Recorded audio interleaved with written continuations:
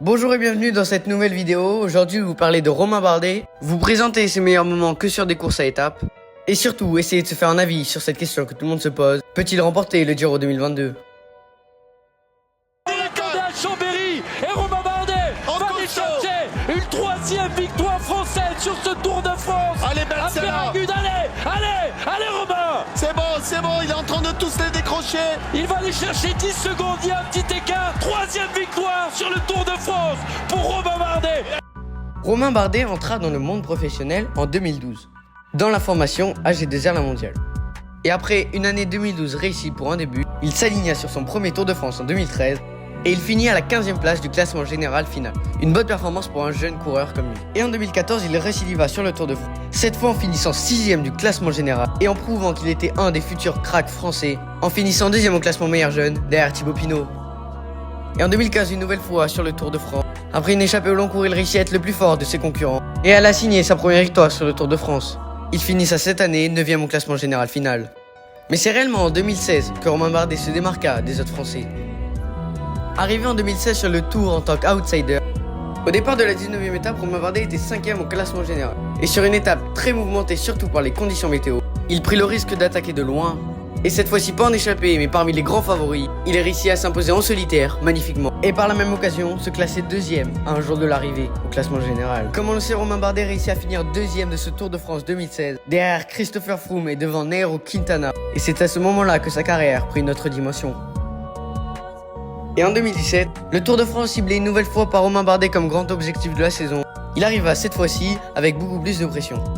Toujours à peu près dans le temps des meilleurs, il reste à bien classer au classement général. Et sur la 12e étape arrivant à Peyragudes, il réussit même à s'imposer devant tous les favoris.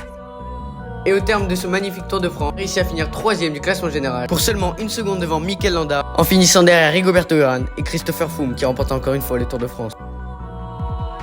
Et en 2018, après une excellente préparation et une excellente condition pour Romain Bardet, il arriva sur la grande boucle en tant que favori. Mais les jambes étaient moins là pour le Français. Malgré tout, il tenta d'attaquer à de nombreuses reprises. Il finit 6e au terme de ce Tour de France. Et au Tour de France 2019, dès la première semaine, le Français perdit toute ambition au classement général final. Alors Romain Bardet se lança à nous échapper et il réussit à conquérir le maillot à poids de meilleur grimpeur. Et après une année 2020 un peu compliquée pour le Français, Romain Bardet s'engagea dans une nouvelle équipe. Une équipe qui venait à peine d'être reprise par un nouveau propriétaire, la team DSM. Romain Bardet étant le grand leader de cette équipe, il visa tout d'abord le Giro d'Italia. Romain Bardet fut tout le temps dans les coups et réussit à tenir les roues des meilleurs. Il réussit même à finir 2e d'une étape dantesque derrière Egan Bernal. Et au terme de ce Giro, il signa une très belle performance en finissant 7e du classement général final. Et après une coupure en mi-saison et un nouvel objectif en fin de saison, Romain Bardet s'élança sur le Tour de Burgos, où il réussit magnifiquement à aller remporter l'avant-dernière étape. Il prit par la même occasion le maillot de leader. Malheureusement, sur la dernière étape, suite à la chute de la veille, il finira loin et perdra son maillot de leader. Mais le Français arriva quand même en forme et motivé sur la Vuelta. Malheureusement, pris dans une chute dès la première semaine, il abandonna tout espoir au classement général final. Mais comme sur le Tour de France 2019, il tenta à de nombreuses reprises de prendre les échappées. Et ça paya, il remporta une étape magnifiquement au sommet, en battant tous ses compagnons d'échappée, magnifiquement.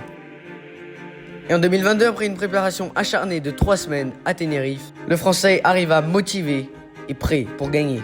Il se lança sur le Tour des Alpes où il arrivait comme grand favori. Et après plusieurs étapes sur le podium, 2e au général au matin de la dernière étape, Romain Bardet arrivait avec des ambitions fortes. Et tandis que la victoire d'étape revenue à Thibaut Pinot, échappée matinale, dans le groupe des favoris, dans la dernière difficulté sous des conditions dantesques, c'est lui qui attaqua et qui fit péter tous les favoris, dont le leader du général, Pello Bilbao. Romain Bardet, accompagné de son coéquipier Tim Arensman et Michael Storer, s'envola pour le maillot de leader, qui était seulement à 2 secondes. Il reprit largement ce temps et remporta le classement général final du Tour des Alpes. Et avant de finir cette vidéo, j'aimerais vous préciser quelques petits stats sur ce coureur exceptionnel.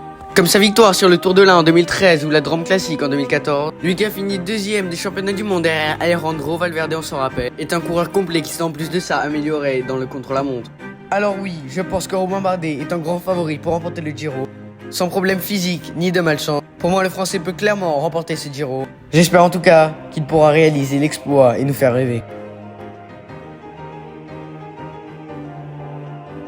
En tout cas, c'est déjà la fin de cette vidéo, j'espère qu'elle vous aura plu. N'hésitez pas à me dire ce que vous pensez de Romain Bardet. Peut-il oui ou non remporter le Giro d'Italia 2022? Et j'ai plus qu'à vous donner rendez-vous prochainement pour la preview du Giro d'Italia 2022. Et d'ici là, portez-vous bien. Ciao ciao.